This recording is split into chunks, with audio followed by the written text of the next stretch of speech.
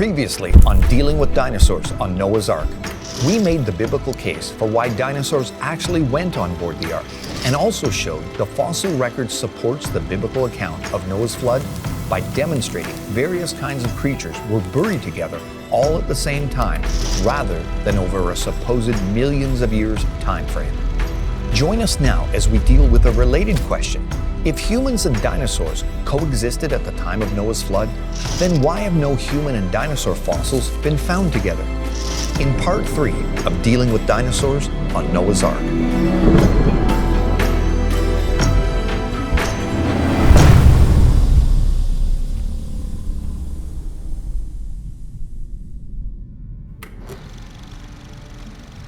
As mentioned, in the last episode, we showed that the popular idea that the fossil record supports the evolutionary-based idea that dinosaurs never existed alongside the other animals commonly associated being on board Noah's Ark simply doesn't line up with many modern fossil finds.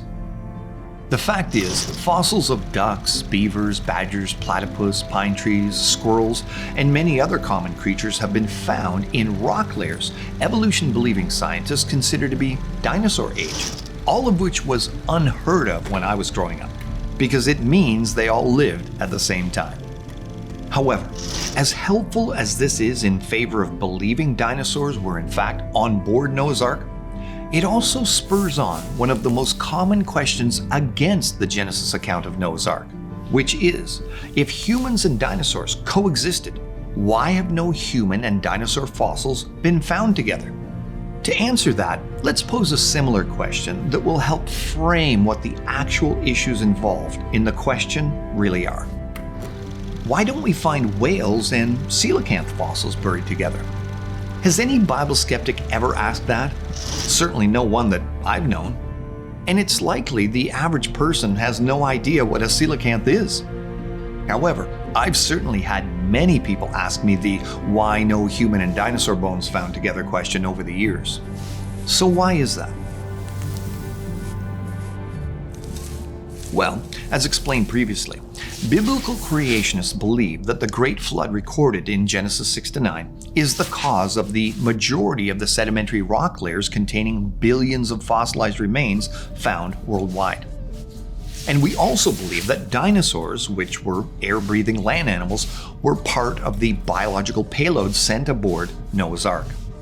So the obvious conclusion is that both humans and dinosaurs coexisted before and after the flood.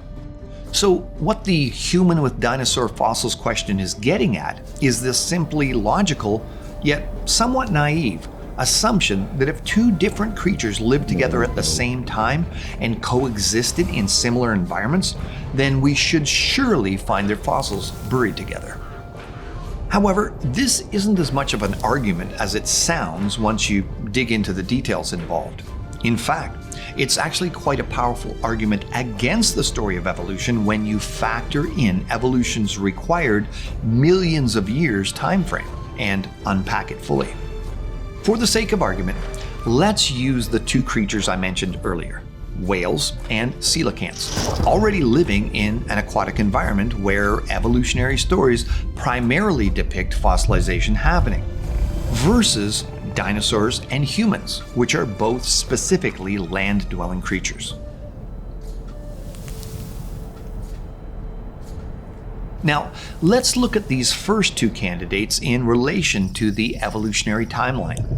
Coelacanths, living fish once presumed extinct and formerly used as index fossils for the Cretaceous period, are said to date back as far as 410 million years ago. Now, I specifically chose this for our comparison because it's so well known in the creation-evolution debate that it's casually referred to as the dinosaur fish by some. Now, whales are said to have evolved about 50 million years ago. So that means that whales and coelacanths have supposedly coexisted for approximately 50 million years in the same general aquatic environment. However, even though they live together now, and presumably did so throughout this supposed 50 million year old evolutionary timeline, no fossils with whales and coelacanths together have ever been found. So why would that be? Now, before we proceed, let's deal with an objection that can be raised here. Because some might say that although both these creatures live in the same wide-ranging environment, i.e. the ocean, both don't live in the same habitats, so the argument isn't valid. However, although today we observe coelacanths living deeper in the oceans, between 90 to 700 meters deep, and most whales spending more time near the surface, there's actually a tremendous variety of behavior among the 40 different whale types living today, whose activities regularly cause them to traverse all but the most extreme depths of the oceans. Some whales have been documented using satellite link tags, diving over 2,900 meters, and some can stay submerged for over 3 hours, which means they regularly pass through coelacanth territory and overlap their habitats constantly. Today, coelacanths are found near the Comoros Islands in the western Indian Ocean, and some also live along the East African coast into Indonesian waters. Accordingly, a wide variety of whales also frequent these locations, so there's no known reason to believe these creatures ever had any significant separation over time. But still no fossils of them together. Now, skeptics might try to say that all of what we've discussed doesn't provide sufficient opportunity to expect fossils of them to have been found together, as whales generally stayed closer to the surface and coelacanths mostly lived in deeper waters over the last 50 million years, even though there's no way to definitively verify that. But how then would they explain, in probabilistic terms, how the remains of a coelacanth has been found jumbled up with several pterosaur fossils, which are a group of flying extinct reptiles, as reported in a 2021 Live Science article? It stated, "The fossilized lung was part of a large slab uncovered in phosphate beds in Ouedzem in Morocco, which contains several other bones belonging to pterosaurs." Now, even though pterosaurs are thought to have hunted over top water, what are the chances of a land-dwelling flying reptile and deep-sea living coelacanth being buried together versus the remains of a coelacanth and a whale being so? Well, the evolutionary researchers who found them cautiously postulated that because they'd only found the lung of a coelacanth mixed with some pterodactyls, there might have been a rather intriguing chain of events that resulted in this fantastic fish and flyer find. They proposed that perhaps a completely different creature, such as a giant mosasaur or plesiosaur, ate the rather massive, estimated 7 feet long, coelacanth, then, after traveling quite a distance, threw up the coelacanth's lung. Now, their reasoning on this was that because plesiosaurs and mosasaurs are thought to have been modern-day marine reptiles, and because some modern-day lizards sometimes regurgitate their food, typically when stressed or ill, perhaps these creatures did that too. And then, we must presume that a group of pterodactyls swooped in and got that juicy lung, but then were suddenly, somehow, all killed in a sudden fossilization event that entombed them all at once. And of course, all of this happened before the lung, ripped from its owner and then swallowed, surrounded by digestive juices, and then later spit up, had fallen apart. Respectively, if you can't hear the special pleading in this tall tale, so typical of evolutionary propaganda, perhaps you should reevaluate what you think science is. Because this isn't science. It's simply another just so situation commonly heard from those who believe in the story of evolution. It makes far more sense to believe the Genesis account that would explain all sorts of creatures from a wide variety of habitats being buried together rapidly.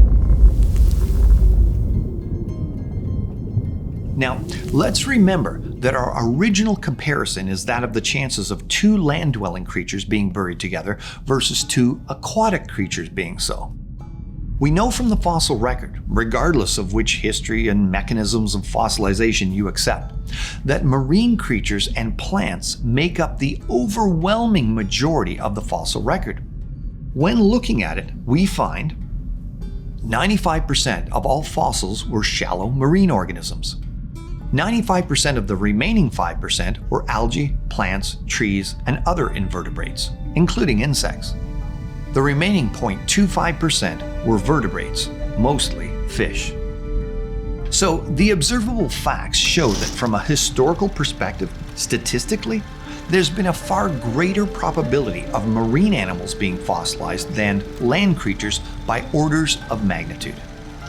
Again, given the supposed 50 million years whales and coelacanths were supposed to have coexisted, and how much opportunity they'd have had for interaction and overlap in each other's habitats, and the fact that many dead marine animals, unless scavenged completely beforehand, fall to the bottom of whatever particular area of the ocean they were in, it is very reasonable to imagine many occasions for whale and coelacanths fossilization events to have happened in the imagined evolutionary timeline.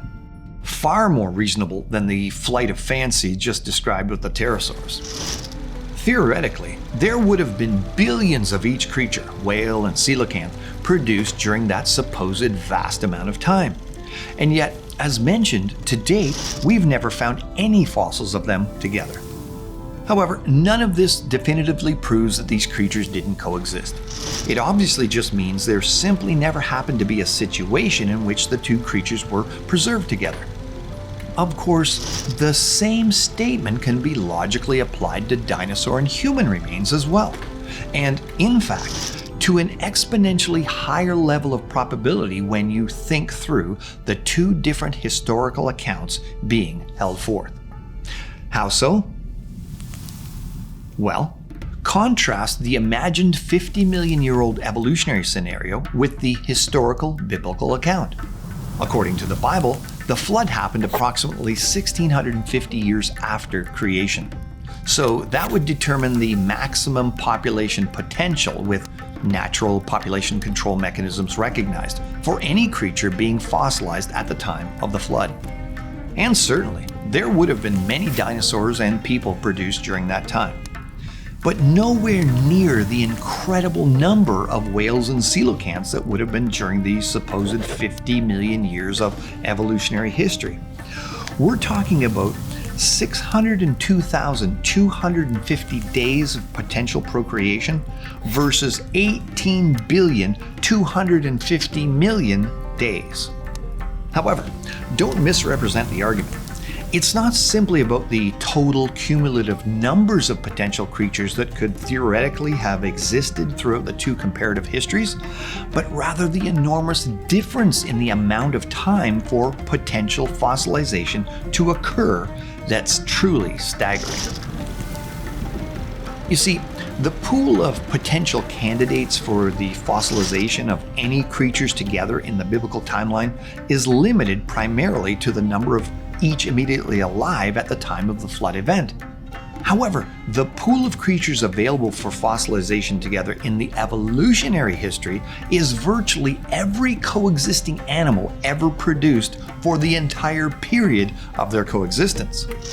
Now, the Bible records that the entire flood event itself was only a year long, with the majority of sedimentation events occurring during the early phase of the flood.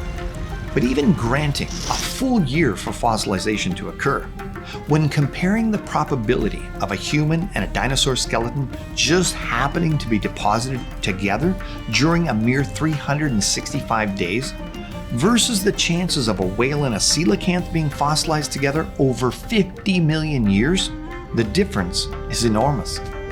Not to belabor the exact theoretical circumstances under which any of these creatures might have died together, but in a pure time comparison, we're not talking even close to a 1 in a million shot here.